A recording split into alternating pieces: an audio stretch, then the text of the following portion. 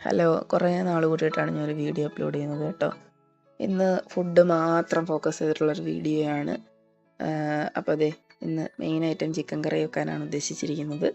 പിന്നെ രാവിലെ ഞാൻ അരിയൊക്കെ അടുപ്പത്തിട്ടിട്ടുണ്ട്. ബ്രേക്ക്ഫാസ്റ്റിന് ഒരു മുട്ടയും, ബ്രേക്ക്ഫാസ്റ്റിന് പിന്നെ കൂട്ടത്തിൽ കാപ്പി ഒക്കെ ഉണ്ട്. പിന്നെ ദോശയാണ് മെയിൻ കോഴ്സ്. ദോശമാവ് കൊണ്ടോ അതെ നല്ല പൊന്തി ഇരിപ്പുണ്ട്.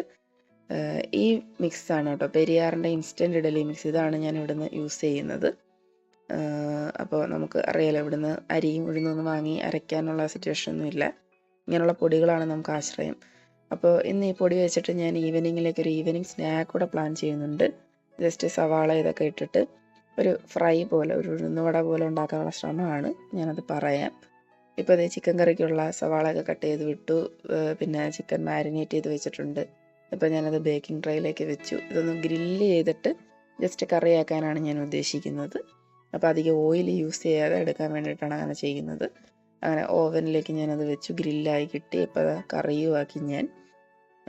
അതിൻ്റെ കൂട്ടത്തിൽ കഴിക്കാനായിട്ട് നമ്മുടെ മധുരക്കപ്പയാണ് കേട്ടോ, നാടൻ കപ്പയല്ല, മധുരക്കപ്പ. ജസ്റ്റ് ഒന്ന് വറുത്തിട്ട് ഇടിച്ചതാണത്. പിന്നെ ഇപ്പോൾ ദേ യാർഡിൽ ആളുകൾ വന്നിട്ടുണ്ട് പുല്ല് വെട്ടാനായിട്ട്. ഇവർ പുല്ലൊക്കെ വെട്ടിപ്പോയതിന് ശേഷം വേണം ഞങ്ങൾക്ക് ഉച്ചക്കത്തെ ഫുഡൊക്കെ കഴിച്ചൊന്ന് ജസ്റ്റ് ഒന്ന് ഉറങ്ങണം.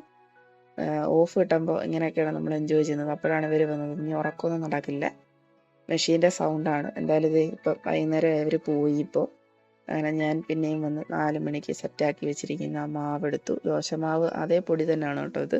അതിൽ കുറച്ച് സവാളയൊക്കെ മിക്സ് ചെയ്തേ ഉള്ളൂ. ജസ്റ്റ് അത് എണ്ണയിൽ ഞാനൊന്ന് വറുത്ത് കോരി എടുത്തു. അപ്പോൾ അതെ ഇങ്ങനെ കിട്ടി. എന്താണ് ഇതിന് പേര് വിളിക്കുന്നതെന്ന് എനിക്കറിയില്ല.